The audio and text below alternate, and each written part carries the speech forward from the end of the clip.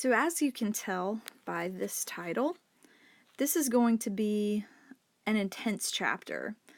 Lots of names, lots of ideas. So chapter 16, Political Revolutions in Europe and the Americas, the birth of political rights in the Age of Enlightenment, 1649 to 1830. And this is really just going to be a checklist of people and their ideas. So lots of names, lots of theories, and things like that. So we'll go ahead and get started. So I want to start with just a note on the concept of revolution. What is a revolution? Is it violent? Does it have to be violent? A revolution is a fundamental and usually a rapid shift in the way something operates.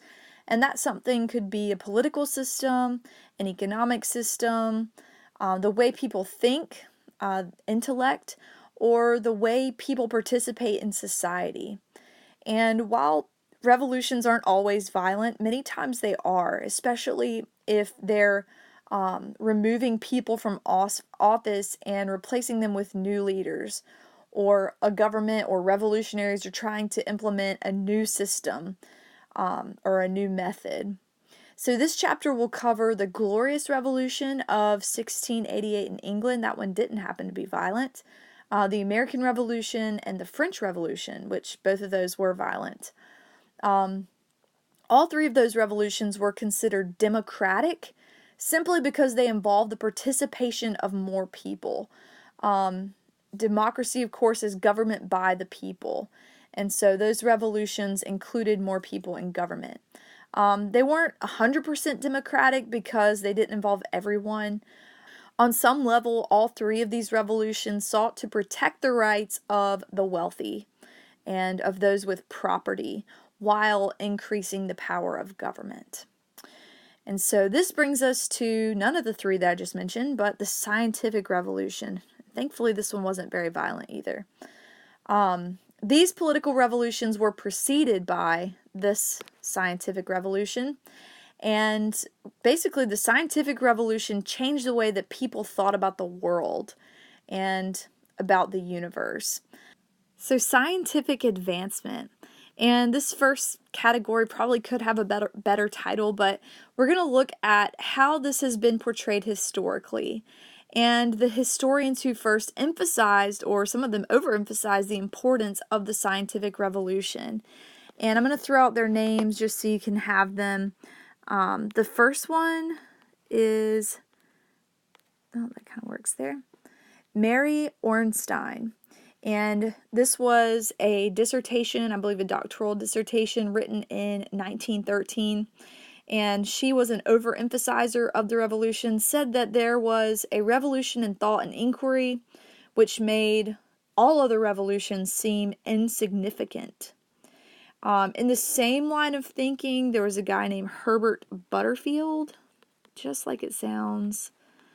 And he even took that a step further in a series of lectures in 1948, saying that the scientific revolution outshined everything since the rise of Christianity, making the Renaissance and the Reformation look like mere episodes. He saw the scientific revolution as a continuation. It was unending. We were always advancing scientifically. And probably the most well-known of these was a guy named Thomas Kuhn. And that's an H. Thomas Kuhn in the 1950s wrote books that looked at the difference between normal science and revolutionary science. And these terms are important. Again, normal science versus revolutionary science. And most science falls within the category of normal science. It's incremental research. It's not life-changing, a few advances here and there, but it's not earth-shattering. Whereas revolutionary science is, and this would be like Newton, Galileo, science that overthrows everything that was previously taught, creating new theories. So Kuhn is probably the only out of those three that I would just commit to memory. So our next topic is a community of scientists. And why is that important? The importance is that there was a shift from the individual scientist working all alone in his lab to a community of scientists.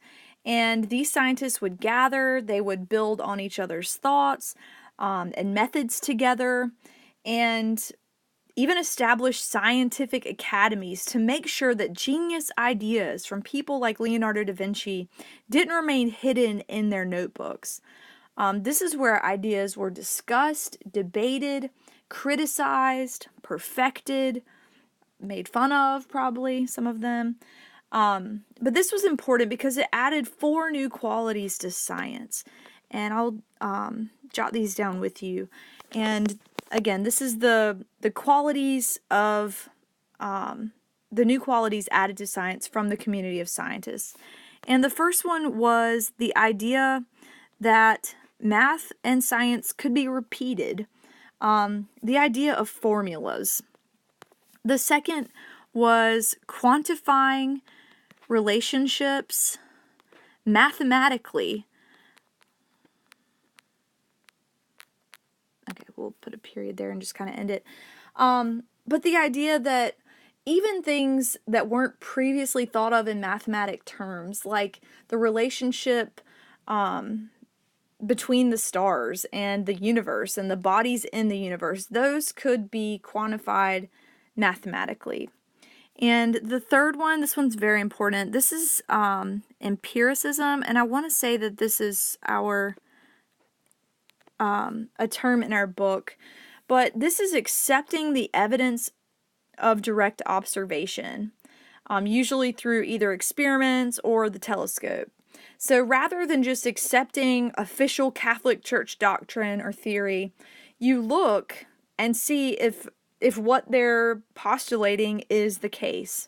And so empiricism is observing the phenomena or the theory that you're believing in.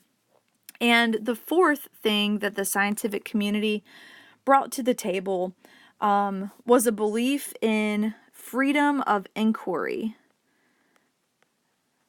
Freedom of inquiry. That they could come together, they could ask questions, and debate topics with an open mind. So these are the 4 things that the community of scientists and especially the scientific academies brought about. Okay, so we're going to click through this long list of scientists. The first one is Nicholas Copernicus, and we won't spend hours on each of them because that would take forever. But Nicholas Copernicus, to give you a date range, his years of life were 1473 to 1543. And he was a Polish astronomer who was commissioned by the Pope Paul III, to correct the Julian calendar. And so the Julian calendar, which had been established by Julius Caesar, had 365 and 1/4 days in it. Even though it takes the Earth to circle the Sun 11 minutes and 14 seconds less than that. So they were losing a few minutes each year. And so the Pope commissioned Copernicus to fix that. Interestingly, by the 1500s, they had actually lost 10 days. So Christmas and Easter were starting to slip into different seasons of the year. So in order to do this, Copernicus began to track the sun, the moon, and the planets. And in doing this, he figured out the sun is the center of the universe, not the earth.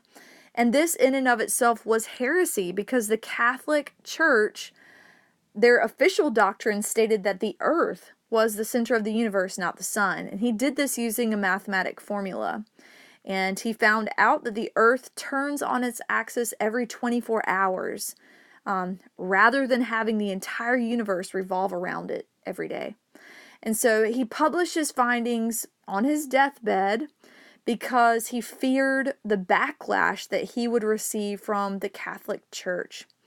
And so this is, I'm just going to throw a term out at you here that goes with Copernicus. This is called the theory of heliocentrism, or the heliocentric theory. And this literally just means sun-centered. The church, of course, was saying that the earth was the center of the universe. That's called geocentric theory. But Copernicus flipped that and said the sun is the center of the universe, heliocentric. So our next scientist is Johannes Kepler. And Kepler was actually an assistant to a guy who had started a very large, like a planetarium. Basically, he set up this lab to carefully collect data about the stars, the sun, the moon, the planets. And Kepler was just this guy's assistant. Again, his name was Tycho Brahe. And Kepler, when Tycho Brahe died, took all of this evidence and made a slight correction to the Copernican model. So Copernican model, or that which was postulated by Copernicus, fell short because it showed the planets orbiting the Earth in a circular motion. And Kepler discovered that these orbits were not circular, but ellipses. So instead of this, it was more like that, more elliptical. So he wrote about this in On the Motion of Stars. So our third scientist, this one should ring a bell, Galileo. His years of life were 1564 to 1642, and he was an Italian astronomer who did not invent the telescope. He built one and turned it toward the skies, and he made several discoveries with the telescope. You can jot these down if you want, or not, that's up to you. But the first one was that the Milky Way was not just a dull light, it was a giant collection of stars. He also figured out with the telescope that the moon's surface is not smooth and regular, it's irregular, and there are craters. He also figured out that the light from the moon is not really light, it's just a reflection of the sun. And then he figured out that the Earth is not the only planet that has moons. Unfortunately for Galileo, he was forced to recant all of his beliefs, even though he observed it directly using the empirical method, using the telescope. The Catholic Church turned on him and threatened to torture him until he recanted his beliefs. And even after that, he was sentenced to house arrest for the rest of his life. So that brings us to Isaac Newton, another familiar name. Newton was professor of mathematics at Cambridge. By the time he was 26 years old, he developed the study of calculus. Many of you will probably be regretting that in a couple of years. But he asked the question, why do heavenly bodies always fall toward Earth, even as the Earth is moving through space? And in that, he discovered the universal laws of gravity. And this was written in his Mathematical Principles of Natural Philosophy. And this, of course, is his most popular scientific discovery. Another accomplishment for Newton was that he was appointed president of the Royal Society, which the Royal Society emphasized belief in what was proven through experimentation, not just what was stated. And their motto was nullius in verba, or nothing in words. Okay, so William Harvey, this one's really short. He wrote On the Movement of the Heart and Blood, and he was able to successfully demonstrate and describe the circulation of blood throughout the whole body. So that's quite an accomplishment as well. Anthony Leeuwenhoek, and he improved the microscope, which helped him create drawings of blood corpuscles, bacteria, and spermatozoa. And he was able to prove that reproduction existed even among the tiniest of creatures. And it wasn't spontaneous. They didn't just spontaneously recreate, but it was sexual reproduction that existed even among tiny bacteria. And then Carolus Linnaeus was able to classify all of the microscopic creatures that were discovered by Leeuwenhoek and wrote about it in Systema Naturae, which included an analysis of the reproduction of plants as well, not just bacteria. Okay, so we're switching gears a little bit in this slide to philosophy, and we're going to look at human rights, philosophical rationales by Hobbes and Locke, and the role of the monarch, of hereditary power, property, what it takes to be a citizen, and the power of the state were all undergoing review. And really, it was philosophers Thomas Hobbes and John Locke that laid the foundations for the Glorious Revolution of 1688 in England. And we'll start with Hobbes on the limits of power. At first, and his work is called Leviathan, and at first, people thought that he was justifying the power of the monarch or the king, but instead he was suggesting that the king has great authority because he represents the people. It's not necessarily by divine right that he rules, but he has great authority because he represents the people. And he puts forward this idea called the state of nature. And the state of nature is the myth that people live without any restrictions and also without the protection of law and society. Hobbes believed in what was called social contract. And social contract is basically that men exchange some of their individual liberties for social and political order. In other words, I have freedom here in America, but I cannot do whatever I want. If I get angry with someone, I cannot go out and kill them. It is not my right to do so. I've given up that right so that I can be protected by law and order.